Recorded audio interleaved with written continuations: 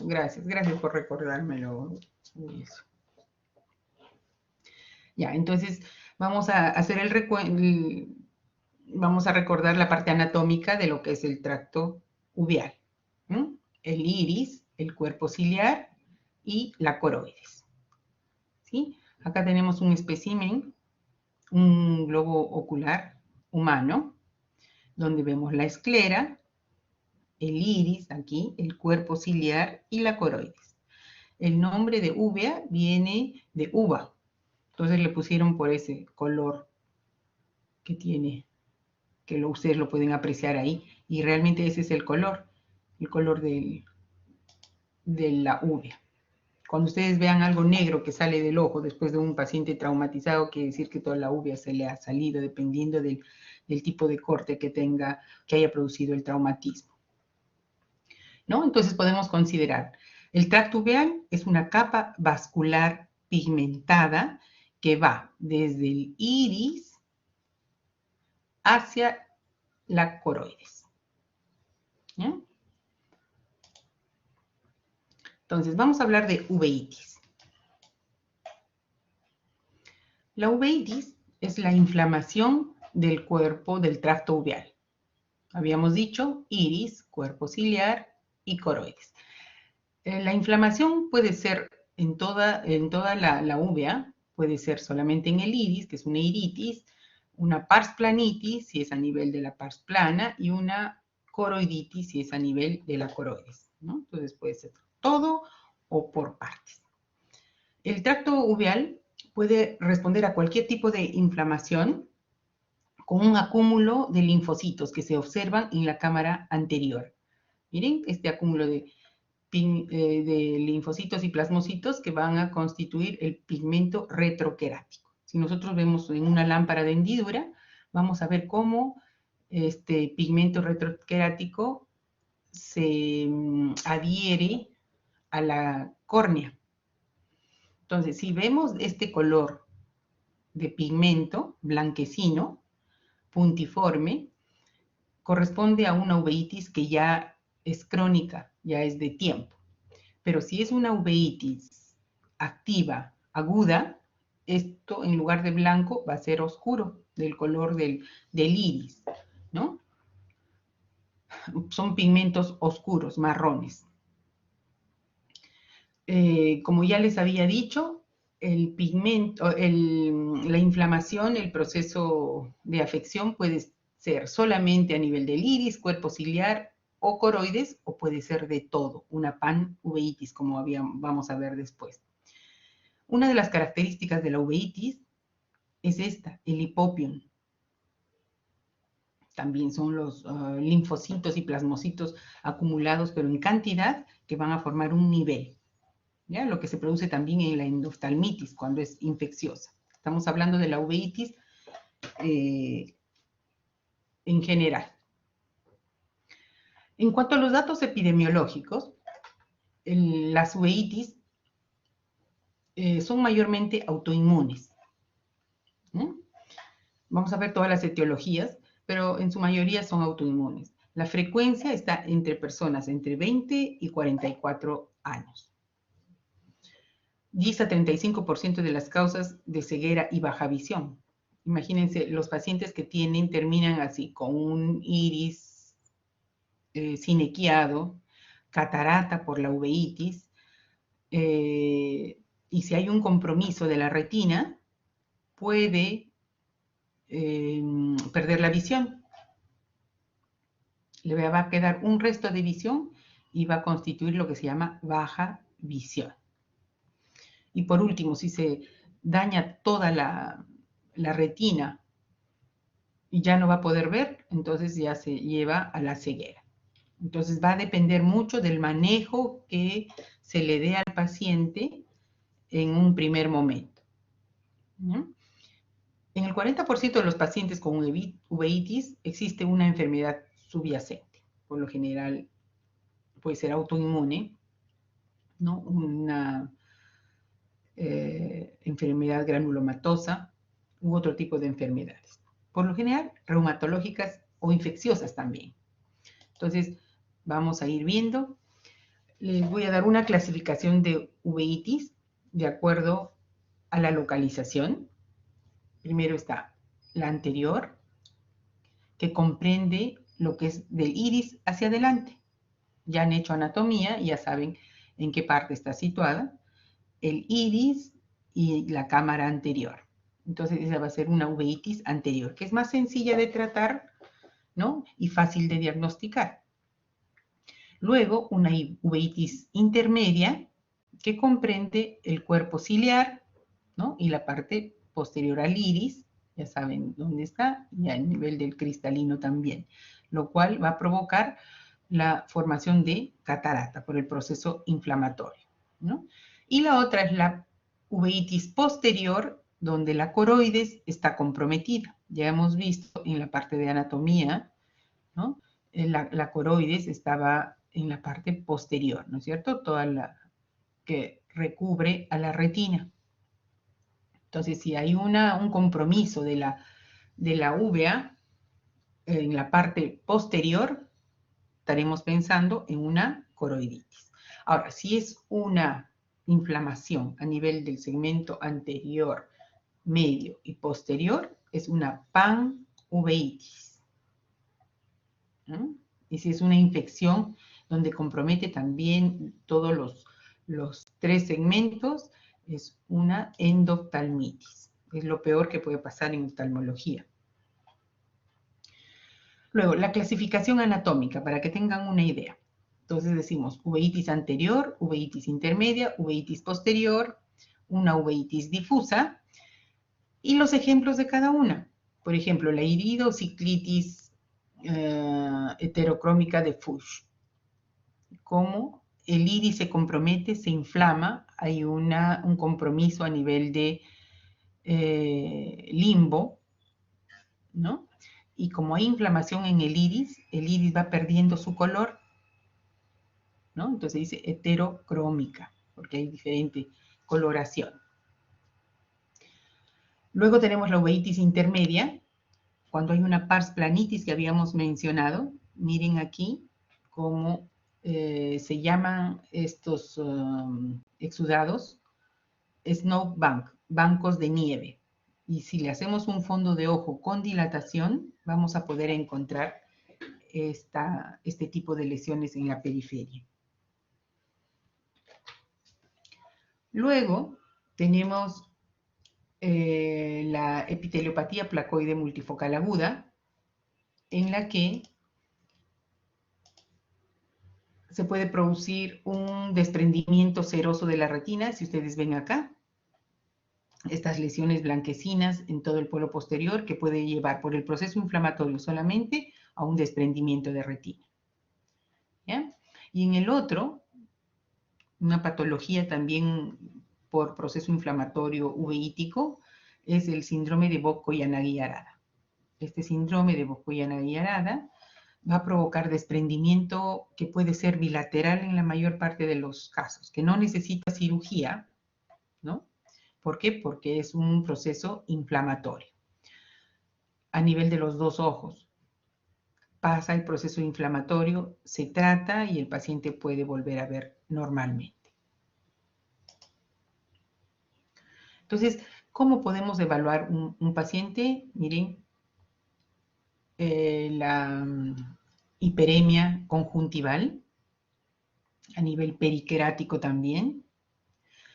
Si esto no se trata en este proceso cuando está empezando, el problema es posterior. Cuando se cura solo, por ejemplo, ¿no? Se dice cuando se autolimita, después de un tiempo que ha estado con la inflamación, vamos a ver cómo las sinequias en 360 grados se producen. Sinequias en 360 grados. Entonces, ¿qué va a pasar? Va a haber una opacidad del cristalino. Entonces, el paciente está sinequiada el iris con el cristalino, va a haber un iris bombé, o sea, el humor acuoso no va a poder pasar por donde debe pasar, ¿no? Va a bombarse y va a provocar un glaucoma uveítico. Ahora, en cuanto a la clasificación etiológica, Puede ser por virus, por bacterias, por hongos, por parásitos, por protozoarios. Entonces, si es por virus, este ejemplo del citomegalovirus, que ustedes también lo pueden ver de repente en vuestro serum, en el internado, hacen un fondo de ojo con un oftalmoscopio directo y pueden encontrarse esta imagen. De acuerdo a un inglés, lo denominó imagen en pizza. ¿Por qué? ¿No? Acá hay exudados que se asemejan a queso y hemorragias que se asemejan a tomate. Entonces, no se olviden, el citomegalovirus nos va a dar un fondo de ojo de estas características. Se pueden dar también las uveitis por bacterias, como en el caso de la sífilis, o en el caso de las candidiasis, cuando es por hongos, ¿no? Las toxocariasis también dan esta imagen, al igual que la toxoplasmosis, como vamos a ver ahora un poquito más detenidamente, que provocan una necrosis en la retina. Estas necrosis en la retina van a provocar una lesión profunda y cicatrices profundas. En cuanto a la evolución, podemos clasificarlo de acuerdo a que si es aguda, si es subaguda, si es recurrente o si es crónica. Si es una uveitis aguda, por ejemplo, tenemos el síndrome de Reiter. El síndrome de Reiter, ¿qué cosa nos va a dar? Ustedes deben haberlo visto en reumatología. La uretritis, conjuntivitis, artritis. Entonces, si nosotros vemos un paciente que tiene conjuntivitis y de repente dice, sí, permanentemente tengo los ojos rojos, ¿no? Ustedes, si son más acuciosos, le preguntarán, ¿y qué otras molestias tiene? De repente se dan con el caso de que el paciente también tiene uretritis y tiene artritis, porque eso de repente lo están viendo, entonces podrían sospechar de un síndrome de Reiter, ¿sí? Uveitis subaguda. Las toxoplasmosis nos van a dar uveitis subagudas, o sea, no nos van a dar un ojo rojo inflamado desde un inicio, ya cuando se complica podría dar un proceso, digamos, agudo, pero en sí es un proceso subagudo, vamos a verlo ahora. Dentro de las uveitis recurrentes tenemos las por herpes virus. Cada cierto tiempo, cuando hay baja de defensas, se reactiva la enfermedad. Y las uveitis crónicas, como en la enfermedad de Behçet, también son uveitis recidivantes, cada cierto tiempo regresan, donde hay úlceras bucales y genitales, como vamos a ver aquí. Miren, úlceras bucales, ya sea en los labios, carriles y en el paladar duro. Genitales también, a nivel de genitales, y en el hipopión característico. El hipopión característico. En el fondo de ojo se puede encontrar este tipo de imagen. Ahora, por la fisiopatología, tenemos la no granulomatosa y la granulomatosa. En cuanto a al inicio, si es no granulomatosa, ¿saben qué enfermedades pueden dar que producen la granulomatosis? ¿Alguien me puede decir?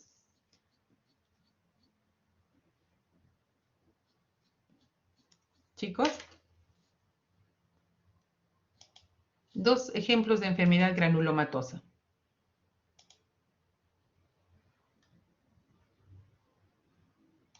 ¿Alguien? Luis Antonio. Ya, TBC. ¿Qué más?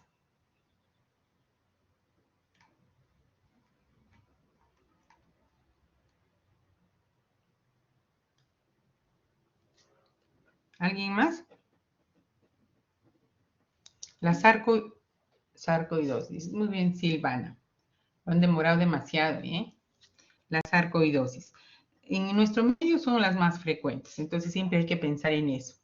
Entonces, cuando tenemos un inicio agudo, entonces vamos a pensar en una no granulomatosa, porque si es de inicio insidioso, entonces podemos pensar en la tuberculosis o en la sarcoidosis en nuestro medio. Dolor es notable. es notable cuando la inflamación es aguda. En la granulomatosa es poco o ninguno. La fotofobia también es intensa. Vamos a ver ahora una imagen de un joven con el ojo rojo, inflamado, hiperémico, doloroso, ¿no?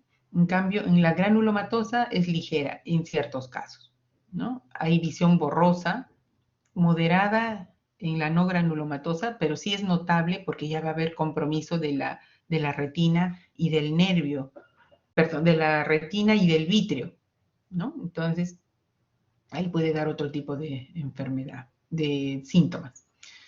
Luego, este rubor circuncorneal que llevan acá, miren, a predominio del lado superior, que es notable en las agudas, ¿no? En las no granulomatosas, y escasa o ligera en las granulomatosas. Los precipitados queráticos son muy finitos en las no granulomatosas y en las granulomatosas son en grasa de carnero, o sea, grandes, como vamos a ver ahora, ¿no? Entonces, desde ahí, desde una primera evaluación a la lámpara de hendidura, podemos encontrar eso. En cuanto a la pupila, la no granulomatosa puede darnos una pupila pequeña, irregular, igual la granulomatosa, dependiendo de qué grado de inflamación tenga. Sinequias posteriores, bueno, son ocasionales, pero cuando se dan, provocan una serie de molestias, inconvenientes como el glaucoma.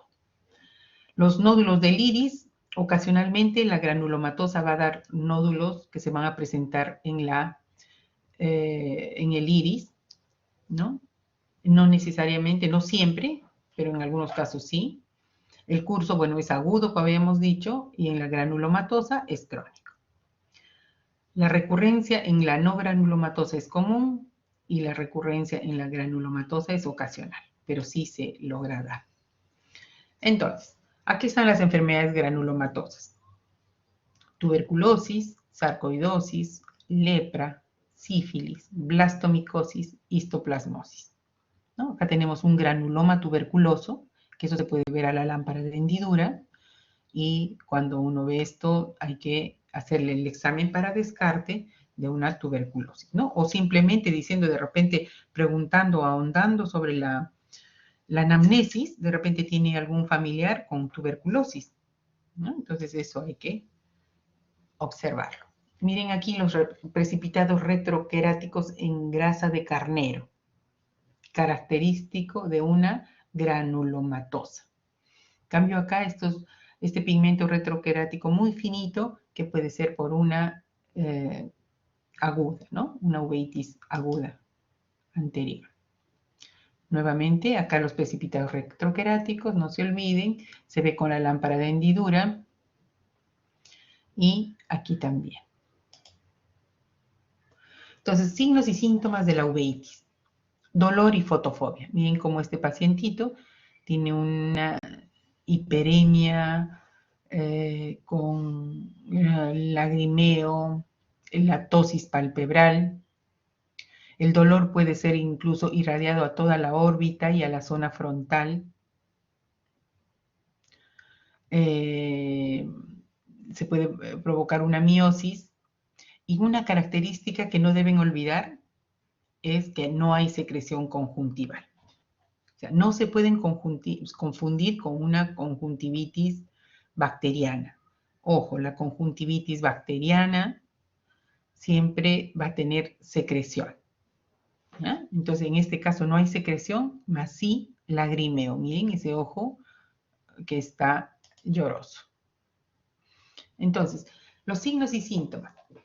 Además de los que hemos dicho, la tosis palpebral, se puede producir una tosis palpebral por la iridociclitis, o sea, la inflamación del iris y del cuerpo ciliar, ¿no? Como en los casos de la espondilitis anquilosante. Los depósitos retroqueráticos que ya hemos visto y que si son grandes como en la granulomatosa, podemos verlo incluso a simple vista, ¿ya? Luego tenemos las pestañas y cejas. En el síndrome de Bocoyana y Arada podemos ver la poliosis, ¿no? O el vitiligo, aquí, ¿no? Y cuando vemos la córnea a la lámpara de hendidura, podemos ver, miren este hipopion, ¿no? Donde hay edema de la córnea. ¿Por qué se dice edema de la córnea? Porque esta edema no está transparente, miren, ya está opaca. Entonces ahí vamos a encontrar estos precipitados retroqueráticos, vamos a encontrar la lámpara de hendidura, ¿no? Y pliegues en la descemen porque va a haber una disminución de la presión. Al inicio puede aumentar la presión y después puede disminuir. Entonces, todo ese es el efecto de la uveitis. Entonces, ¿qué exámenes hacemos para el diagnóstico de la uveitis? Primero, hemos dicho que puede ser secundaria a otro proceso central. Entonces, ¿qué hacemos? Pedimos un hemograma completo, un examen de orina, velocidad de sedimentación, PCR, ¿no? Podemos pedir el PPD, factor reumatoideo, TORCH, ANA, radiografía de tórax y el HLA-B27, que es frecuente también. Entonces, con esto podemos descartar de que el paciente tenga algún proceso primario, ¿no? Que sea consecuencia, la uveitis sea consecuencia de ese proceso. ¿Qué podemos hacer? Entonces, cuando sospechamos de esta uveitis, primero lo que debemos pensar es en prevenir las complicaciones. Si nosotros prevenimos las complicaciones, vamos a hacer de que ese iris no se pegue al cristalino, no se pegue a la córnea. Entonces, el paciente pueda disminuir su posibilidad de perder hasta el ojo, ¿no?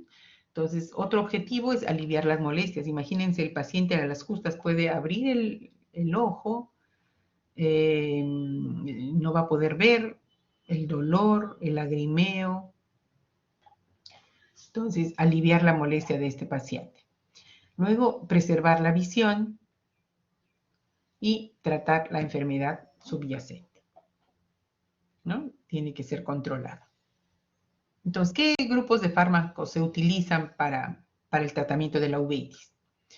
Puede ser los midriáticos y antiinflamatorios, por ejemplo, los corticoides, ya sean locales o sistémicos.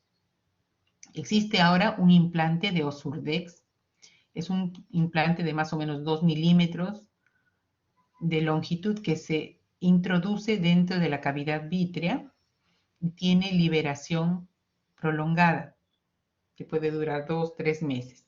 Entonces, para que el paciente no se esté inyectando, para que el paciente no se esté poniendo gotas, entonces ya se le deja ahí y tiene liberación prolongada.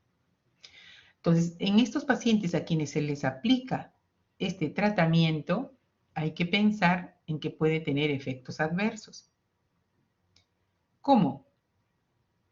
Por ejemplo, el corticoide puede llevar a la formación de catarata, 1, y también a la formación, al aumento de la presión del ojo.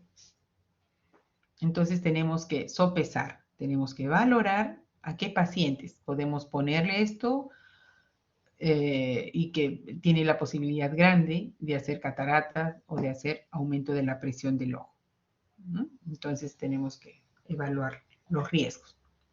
Se pueden utilizar también ciclosporinas, los agentes citotóxicos como la satioprina, el metotrexate, los agentes biológicos que ahora son muy utilizados como el infliximab, adalimumab, humiral, y por último, los quirúrgicos. Si por ejemplo vemos que el paciente tiene una vitreitis y que ha pasado tiempo y no está el vítreo transparente, no mejora, entonces hay que sacar todito el vítreo, inclusive el cristalino, porque esas células inflamatorias pueden quedarse muy al borde del cristalino, entonces uno le saca parte del vítreo y después siguen con los procesos a repetición. Entonces, se tiene que pensar en esa opción. Ahora, una de las complicaciones también habíamos dicho que es la catarata. Entonces, si solamente es la catarata y vemos que no hay un un proceso inflamatorio ya, y que como consecuencia se ha producido la catarata, entonces se puede hacer una facoemulsificación, se retira la catarata y el paciente puede ver mejor. Todo paciente con catarata que se ha operado, todo paciente con antecedente de uveitis y que se va a operar de catarata debe tener un tratamiento previo a la cirugía de catarata. No se le puede operar, sí, mañana lo operamos y todo eso. No. Hay que hacer un tratamiento con corticoides, con antiinflamatorios, unos 20 días o un mes antes de la cirugía. Y después también seguir con el tratamiento, porque ustedes saben que una cirugía es un proceso traumático que va a generar inflamación. Y si ya de por sí ese ojo tiene un proceso, un antecedente de inflamación, entonces puede empeorar, ¿no? Entonces, ¿cuál es la evolución de estos pacientes con uveitis tratadas? Miren, acá tenemos un paciente con en la cámara anterior hay una inflamación, se ve medio opaco. El vítreo anterior también está opaco. Entonces, ¿qué ha pasado con este paciente? El paciente fue a su tratamiento una primera vez y después no regresó hasta mucho tiempo después. Entonces, tomó el tratamiento que se le había indicado, pero después ya no regresó a su control. Entonces, ¿qué pasó? No siguió bien con el tratamiento indicado y se le siniquió la pupila y se le formó la catarata. Miren acá. Entonces, frente a esto, se decidió dar midriáticos para romper esas sinequias. Y miren, tuvo la suerte de que los midriáticos rompieron las sinequias y mejoró su cuadro, pero aún así el paciente no veía 100% bien porque esto estaba opaco, ¿no? Está opaco, miren, ver con un círculo ahí permanentemente, entonces este paciente iba a necesitar una cirugía de catarata, ¿no? Pero por lo menos se amplió. Muchos pacientes, la verdad que no todos los pacientes les ocurre esto, la mayoría ya no pueden dilatarse, entonces se dilata dentro de la cirugía y las complicaciones son mayores. Entonces, este tratamiento, ustedes lo pueden observar o pueden hacerlo en vuestro serum inclusive, ¿ya? O sea, no es necesario que lo vea un oftalmólogo de primera intención. Si ustedes están en una provincia donde no hay oftalmólogo y ustedes ven las características que estamos diciendo, ustedes podrían tratar a ese paciente. Entonces, ¿cómo?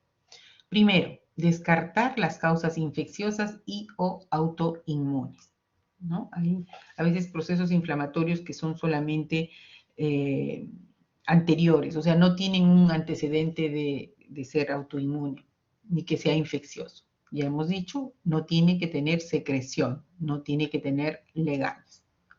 ¿Ya? Entonces, ¿qué vamos a ver? A ver, un paciente con hiperemia conjuntival. Un paciente con dolor, fotofobia, no puede abrir el ojo dañado. Vemos que está con miosis. Vemos que hay una diferencia entre una pupila normal, una anisocoria, ¿no? Una pupila miótica y la otra normal. Vamos a ver depósitos retroqueráticos y no secreción conjuntival. Básico, no secreción conjuntival. Si ustedes ven estas características en un paciente, pueden hacerle el tratamiento. Pueden hacerle el tratamiento y ahí salvarían un ojito. Entonces, ¿cómo? Corticoides tópicos. Prednisolona acetato en gotas al 1%. ¿Cómo hay que aplicar? Una gota cada 15 minutos por 1 hora. Luego una gota cada hora por 2 días. Luego cada 8 horas por 7 días, en constante observación. Si el paciente es consciente, ustedes pueden mandarlo a la casa y decirle esto. O si no, si están en una posta en un hospital, ya sabemos, en el SERUM, por ejemplo, muchas veces el paciente se puede quedar en el hospital mientras se les va instilando por unas horas. Entonces, la remisión o la disminución de las molestias se puede dar en horas si ustedes le hacen este tratamiento. Entonces, es posible hacerlo. El cicloplégico. Los cicloplégicos, por ejemplo, la tropicamida cada 8 horas, es importante. ¿Por qué? Porque esto nos va a impedir que se sinequie la pupila, que la pupila se pegue ya sea al iris o a la córnea. ¿Ya? ¿Cómo? La tropicamida, cada 8 horas ya disminuye su efecto, entonces se va a cerrar la pupila. A las 8 horas, la tropicamida es para dilatar la pupila, ¿no es cierto? Dilatamos la pupila y a las 8 horas se cierra. A las 8 horas volvemos a echarle otra gotita y se abre la pupila. 8 horas después ya se va cerrando, ponemos la gotita y otra vez se vuelve a abrir. Entonces, es el mecanismo por el cual impedimos que se produzca la sinequias. ¿Ya? Y luego los analgésicos, que puede ser paracetamol en horario. ¿Cuáles son las complicaciones? Miren, las sinequias posteriores, todo pegado, va a aumentar ahí la presión, ya saben por qué. Lo han hecho en glaucoma, ¿no? Acá 360 grados, con catarata, también acá, catarata. Miren aquí, 360 grados, un iris bombé, ¿no? Donde hay un aumento de la presión del ojo. Y también como complicación puede provocarse una cicatriz macular por el proceso inflamatorio. Ahora vamos a hablar de la toxoplasmosis ocular. La toxoplasmosis ocular específicamente es muy común en nuestro medio, causada por el protozoario Toxoplasma gondii. Es una infección adquirida en un 75-80% de los casos, asintomático muchas veces, y antes se creía de que si era toxoplasmosis era que había nacido con ello, pero hoy en día no, ya cambió, porque ya sabemos el ciclo del toxoplasma, ¿no? Podemos ver los quistes que están a nivel de las heces de los animales, de los gatos, de los ratones, que al ingerir de una manera u otra, o si no, sin lavarnos nosotros las manos, agarrando a los gatos, podemos ingerir y llevar hacia nuestro sistema digestivo y a través del hígado se propague, ya sea al ojo, al hígado, a los riñones, al cerebro, ¿no? Entonces, ojo con eso.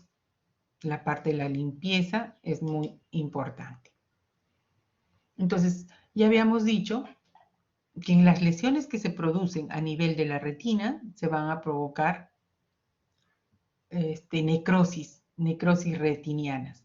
Y una cosa característica del toxoplasma es que tiene una preferencia por la mácula increíble. Entonces, la mayor parte se va a producir en la mácula, justo en la mácula. Acá en estos casos que hemos traído, algunos son fuera de la mácula, extrafoveales, pero acá sí son a nivel de la misma mácula. Y otra característica que tiene es que primero se forma una lesión y después de un tiempo ya como recidiva empieza a salir en el borde de la cicatriz. Esa es otra característica del toxoplasma. En el borde de la cicatriz empieza nuevamente a producirse la lesión. Y a veces el paciente, como ya conoce su enfermedad, acude y dice, otra vez me está viniendo lo mismo. Entonces, ¿qué va a pasar? Y miren, empieza la enfermedad, la inflamación, y acá se va opacando el vitrio, entonces ya se va haciendo borroso y el paciente ya se va a dar cuenta, estoy viendo borroso, ¿no? Entonces acá nuevamente, miren, la lesión al lado de una cicatriz se ha producido una más grande y siempre a nivel de la mácula, ¿no?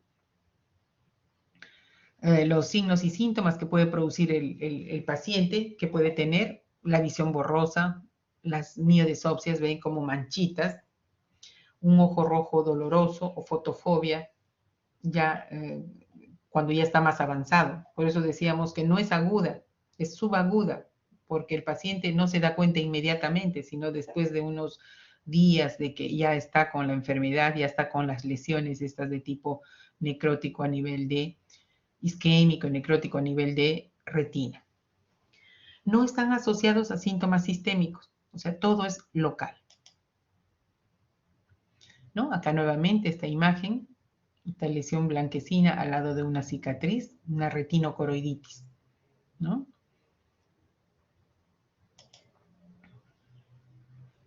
Entonces acá miren esta cicatriz ya antigua de una toxoplasmosis, o sea, una toxoplasmosis cicatrizal, ¿no? Acá también pueden ser a otros niveles, pero igual comprometer la parte de la visión.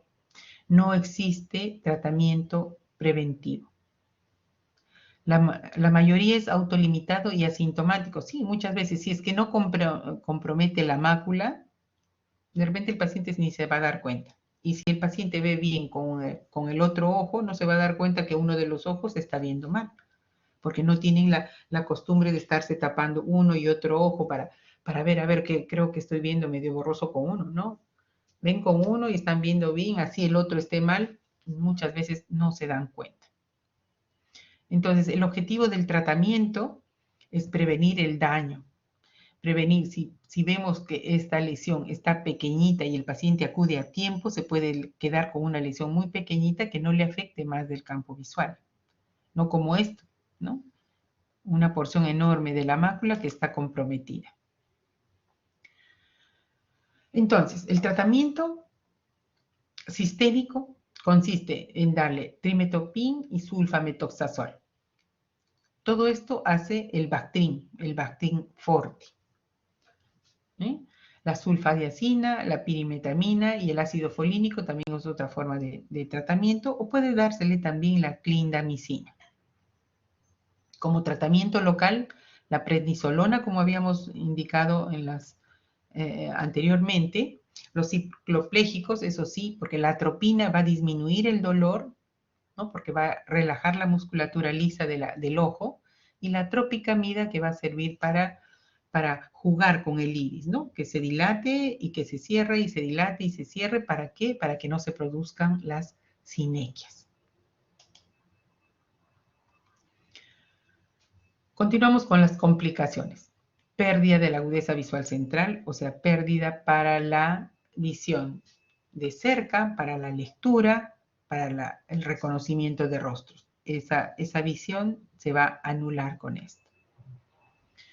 Luego, el edema de mácula, si es que no se afecta directamente la mácula, así como lesión, el hecho de estar cerca a la lesión va a producir edema y va a distorsionar y va a dañar la mácula.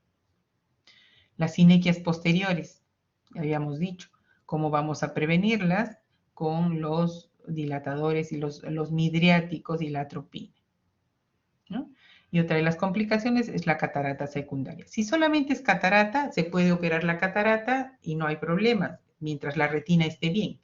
Pero si ha habido un daño a nivel de la catarata y también de la retina, así le operemos la catarata, no va a haber nada el paciente. ¿Por qué? Porque la retina ya está dañada.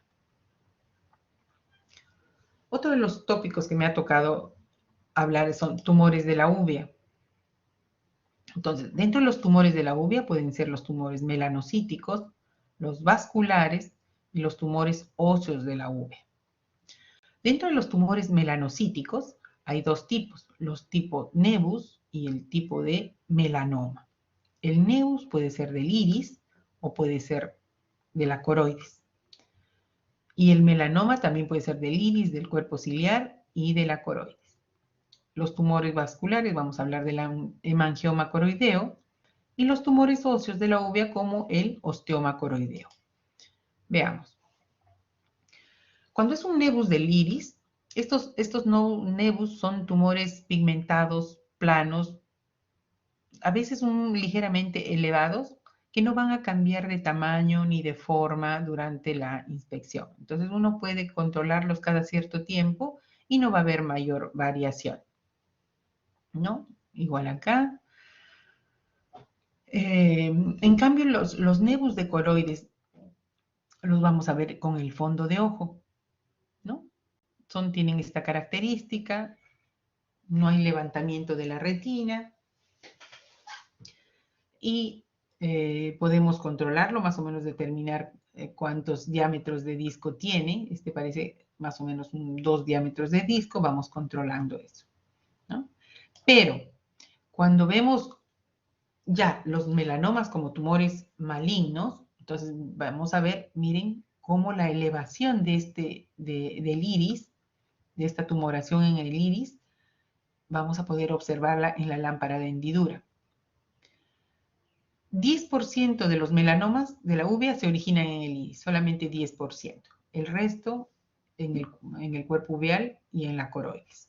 Más se produce entre los 50 y 60 años, este tipo de melanomas. Puede ser amelanótico, como en este caso, miren, no es oscuro, es blanquecino, eso se llama amelanótico, pero es de crecimiento progresivo. En cuanto al melanoma del cuerpo ciliar, miren aquí, este es un melanoma que solamente se ve si es que la pupila está dilatada, porque si no está dilatada no vamos a ver esta imagen. Y haciéndole un fondo de ojo. Por eso la importancia de hacer un buen examen en cualquier especialidad, ¿no? Entonces, si vamos a verle el fondo de ojo, necesitamos ver dilatado todos los extremos del ojo, de la retina, ¿no? Para que no se nos vaya a pasar nada. Este melanoma puede empujar el iris hacia adelante y cerrar el ángulo, puede empujar el cristalino, crece, crece, crece, y puede empujar el cristalino y subluxarlo, entonces va a producir catarata, además del cierre del ángulo, como habíamos dicho. Entonces, miren esta característica que es diferente a un nevus. Miren. Entonces, nosotros vemos esta imagen y sospechamos. Entonces, ¿qué tenemos que hacer? Pedir una ecografía. Podemos pedir una angiografía también. Este melanoma de coroides es más frecuente en adultos y más o menos tiende a hacer metástasis, lógico. ¿Por qué tendría que hacer metástasis? ¿Por qué sería fácil hacer metástasis en otros lugares? ¿Alguien me puede decir? Que levante la mano, chicos.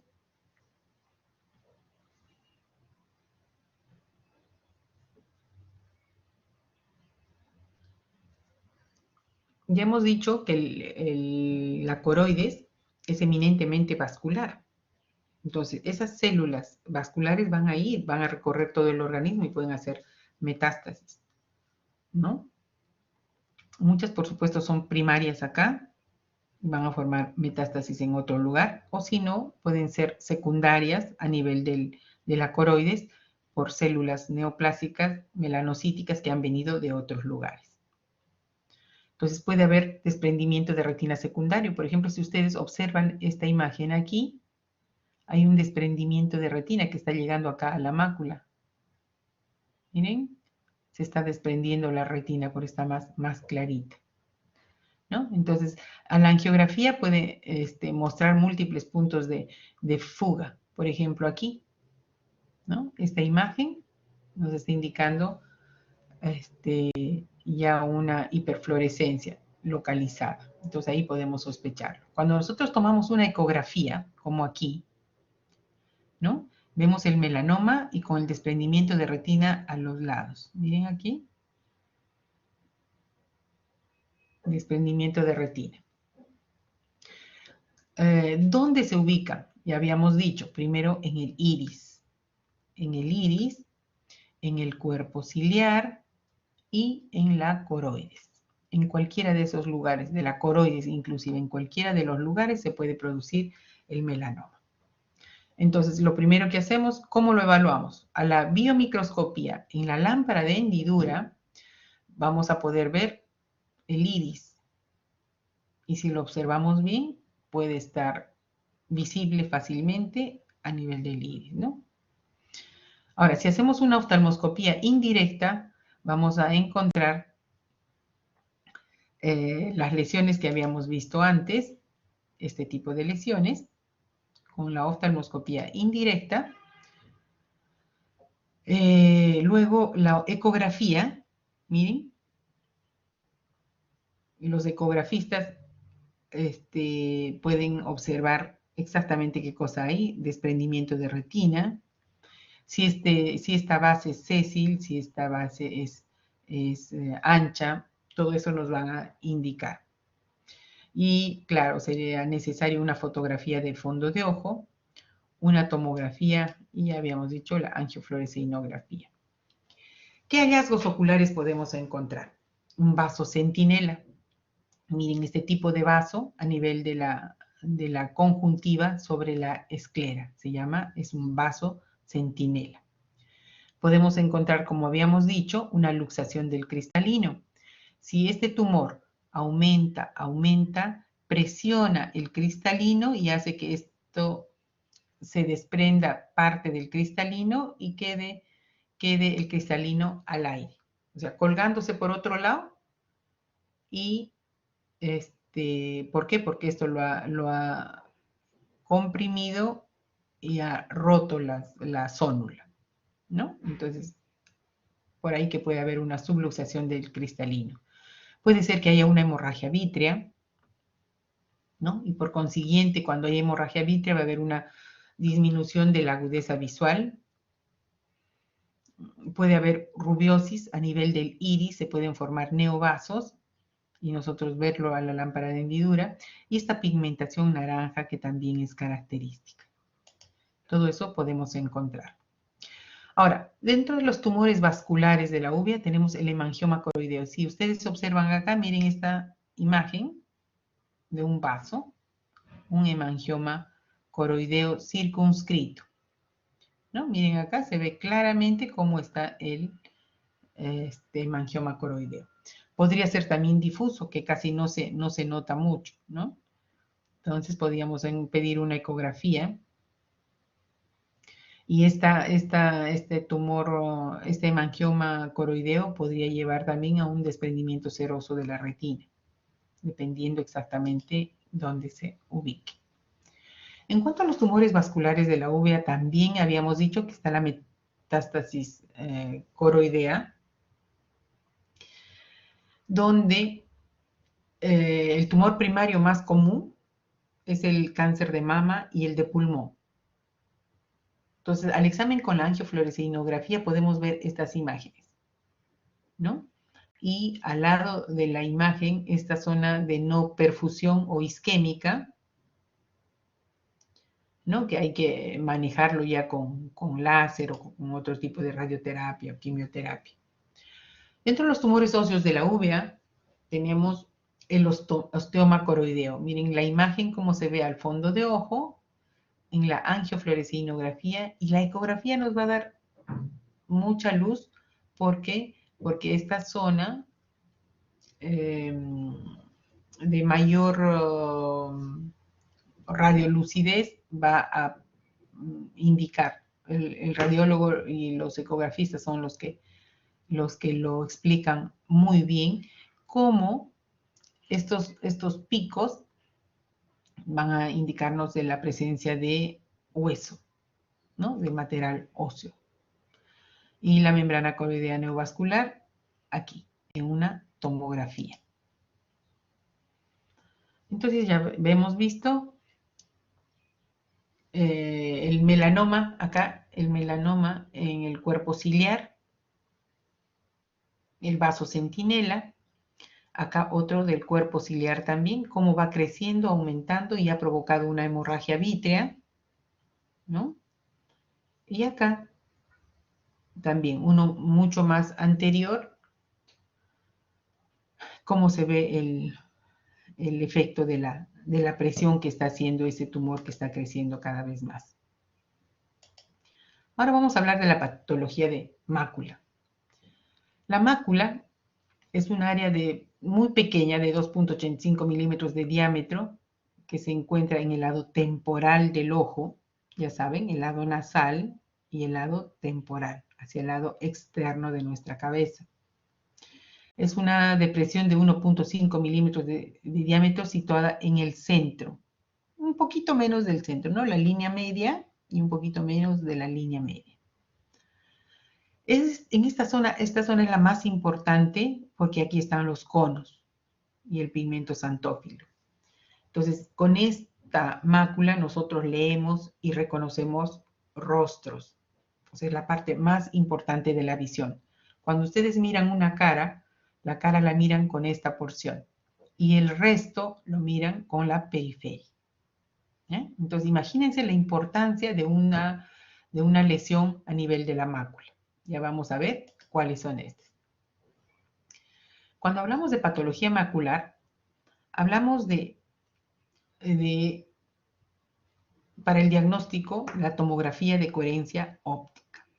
Es lo mejor que ha pasado en estos últimos años.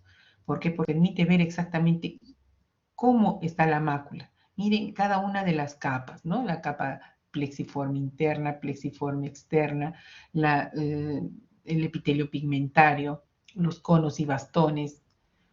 Todas estas capas que realmente se ven histológicamente la podemos ver en la tomografía de coherencia óptica, ¿no? Aquí está la coroides y cada vez, esto ha sido descubierto hace más de 20 años y cada vez es mejor la imagen. Entonces, cuando hablamos de la patología macular, los síntomas van a ser disminución central de la agudeza visual. Miren esta lesión, por ejemplo, a nivel de la mácula, ¿no? Esta lesión no le va a permitir ver, leer ni reconocer rostros, ¿no? Entonces, ¿por qué? Porque la imagen que van a ver va a ser así. La periferia ven, pero el centro no. Entonces, esa persona no va a poder leer. Las metamorfopsias. Es lo primero que empiezan a ver los pacientes. Dicen, no, yo veo la pared de mi casa y siento que le han dado un golpe porque hay una muesca, ¿no? Y si nosotros observamos, van a ver, el paciente ve así. Una persiana que debe ser rectita, el paciente lo está percibiendo de esta manera.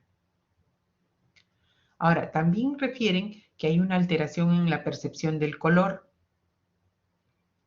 Y otra cosa, que también ven un poco más pequeño, ¿no? Ven las imágenes más pequeñas, que se llama micropsia. Entonces, no se olviden, la patología macular va a llevar a la percepción de este tipo de signos y síntomas. Entonces, ¿qué pasa? Si vemos una imagen de una persona sin degeneración macular, acá vemos una imagen de cómo ve una persona con degeneración macular. ¿Se dan cuenta?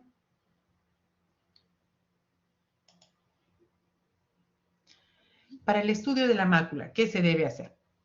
Entonces, seguro que ya lo han visto en vuestra práctica. Existe lo que es la oftalmoscopía directa, con el oftalmoscopio directo que va pegado al ojo, y la oftalmoscopía indirecta, que es con un oftalmoscopio como un frontoluz que va más o menos a 1 metro de distancia con una lupa de 20, 22 o 30, ¿no? A cierta distancia donde podemos ver la imagen mucho más panorámica. Cuando vemos con un oftalmoscopio directo lo vemos pequeño. Por ejemplo, vemos solamente el nervio óptico. Vemos un vasito y tenemos que ir recorriendo ese vasito hasta terminarlo, ¿no? Para ver cómo está, cómo es la característica del vaso. En cambio, aquí vemos una visión panorámica del fondo de ojo. Luego tenemos la tomografía de coherencia óptica, que también nos va a dar la imagen acá de la mácula de cómo se ha producido esta hemorragia, ¿no? Por eso es que el paciente no ve. Tenemos la cartilla o rejilla de Amsler. Normalmente se ve así, pero cuando el paciente ya empieza a tener algún síntoma, entonces ven estas imágenes así, distorsionadas, ¿no? Y cuando ya pasa un tiempo, ese escotoma central se hace mucho más grande, entonces el paciente definitivamente ve una mancha negra en el centro. Luego, dentro de las patologías de la mácula más frecuentes tenemos la coroidopatía central serosa. Si ustedes observan aquí, hay un desprendimiento seroso de la retina localizado, ¿no? Están las membranas epimaculares, miren esta membranita, una membrana fibrosa encima de la mácula. Tenemos un agujero macular, que esto lo podemos ver tranquilamente a simple vista en el fondo de ojo, ¿no? Las maculopatías tóxicas, como la, por ejemplo, producida por la cloroquina o la hidroxicloroquina, ¿no? Con el tiempo van a producir este tipo de lesión. No en todos los pacientes, pero sí en la mayoría. Y la degeneración macular relacionada a la edad que vamos a darle. Habíamos dicho, la coroidopatía central serosa es un desprendimiento seroso de la retina localizada, focalizada en un lugar a nivel de la mácula, y el paciente se queja de que ve como a través de agua, ¿no? Con ese ojo está viendo a través de agua. Entonces hay el desprendimiento del epitelio pigmentario y eso lo podemos ver con la tomografía de coherencia óptica. Entonces, ¿cuáles son los factores de riesgo? El uso de corticoides, pacientes con procesos reumatológicos a veces que usan bastante tiempo el corticoide, el embarazo, el estrés, pacientes muy tensos de personalidad tipo A pueden llevar a este tipo de coroidopatía central serosa, y los pacientes hipertensos también. Entonces, esta es una mácula normal y esta es una mácula con desprendimiento seroso de la retina. Luego, otra patología frecuente es la membrana epirretiniana. Estas membranas epirretinianas pueden darse en pacientes que han sufrido algún tipo de inflamación, como la uveitis, aquellos que han tenido algún trauma, ¿no? Aquellos que han sido operados de desprendimiento de retina o vitrectomía, o aquellos que han sido fotocoagulados con láser. No muchos, pero algunos logran hacer estas membranas epirretinianas, ¿no? Entonces, 30% de las veces son bilaterales y se presenta un 4 a 8% de la población, o sea, no es tan infrecuente, ¿no? Sino que a veces no es muy severo, digamos, ¿no? A veces hay membranas pequeñitas. Otra patología que encontramos a nivel de la mácula, que sí es frecuente también, es el agujero macular. Esto lo podemos ver cuando hacemos la oftalmoscopía directa o indirecta, ¿no? Si pedimos una tomografía vamos a encontrar esto. De forma clara se ve cómo está la mácula, y si hay estos quistes ya nos están indicando que es tiempo que tiene ese agujero, ¿no? Se producen mujeres mayores de 50 años, miopes, por cirugía de retina también, igual que las membranas. A veces empiezan con membrana y terminan en agujero, ¿no? Entonces acá miren un esquema de cómo se produce el agujero, cómo es el agujero macular, ¿no? Se va levantando, y cuanto más levantado esté, al hacerle la cirugía, tiene menos opción de recuperarlo. Otra patología frecuente es la degeneración macular relacionada a la edad. Esta es muy, muy, muy, muy frecuente. Probablemente de repente algunos de ustedes, vuestros abuelos o padres, puedan tener este tipo de degeneración macular relacionada a la edad. Entonces, existen dos tipos, así bien clarito, dos tipos, una seca y una húmeda. La seca es la presencia de drusas, miren acá, estos puntos blancos que son la colección de lípidos dentro de la mácula, ¿no? Es la seca, y la húmeda cuando ya sangra. Si bien es cierto, la húmeda puede verse a simple vista en un fondo de ojo, o también si vemos si vemos una lesión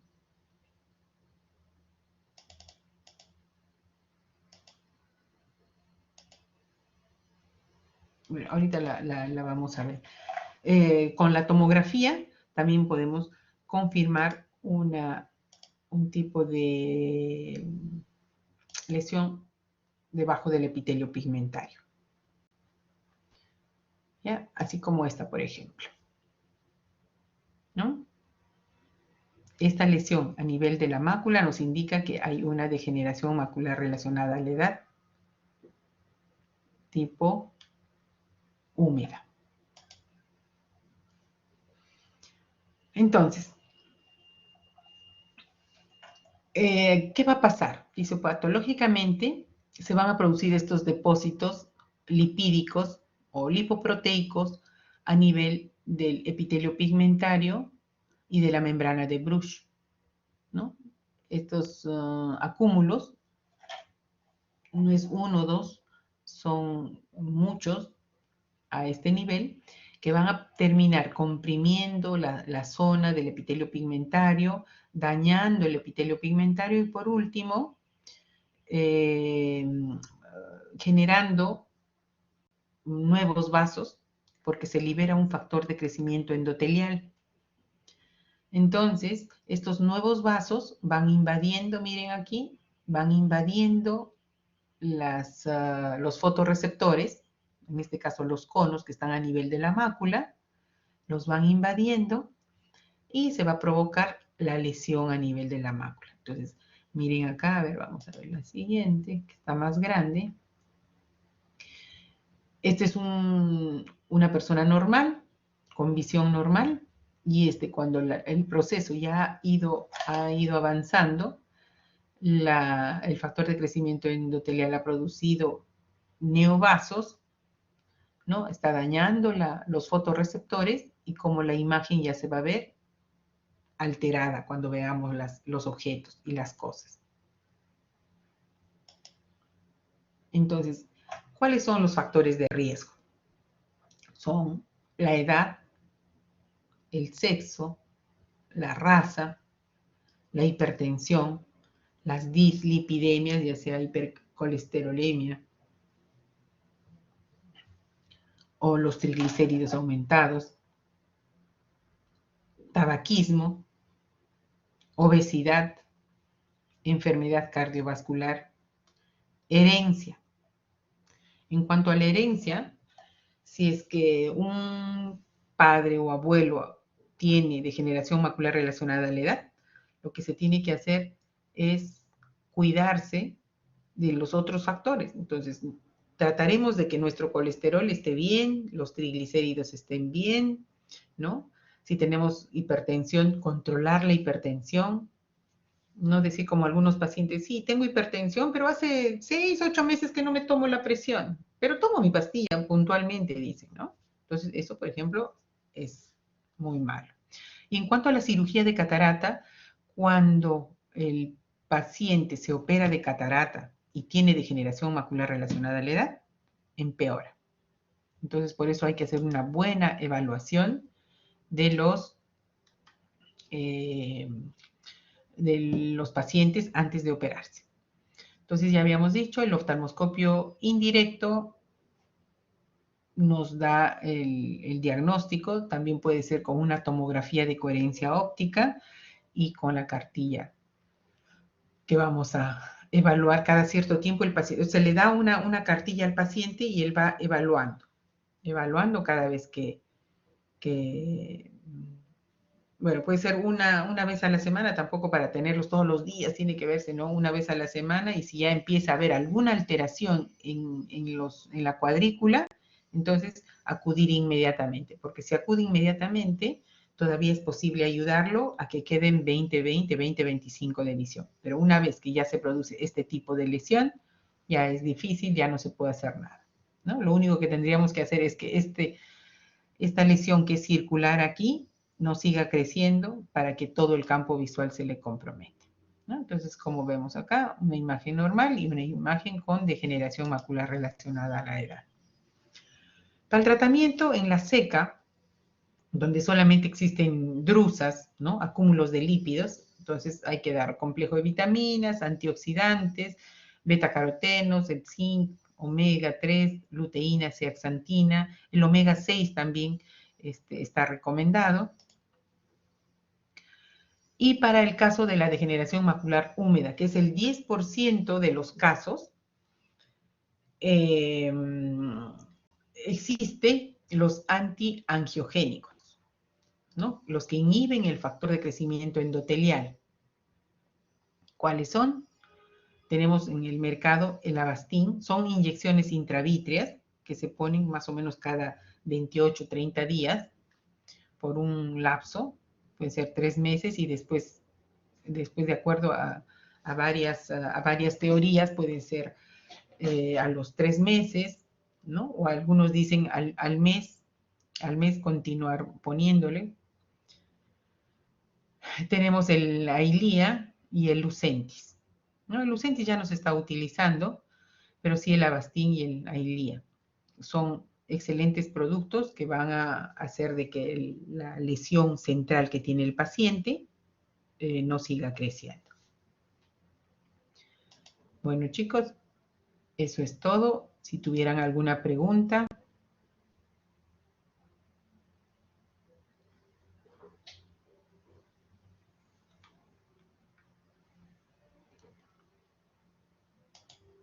¿Alguna pregunta, chicos?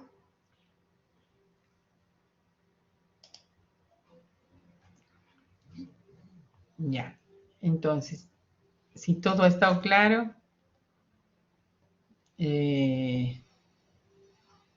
damos por terminada la clase. Ya nos volveremos a ver en otra oportunidad.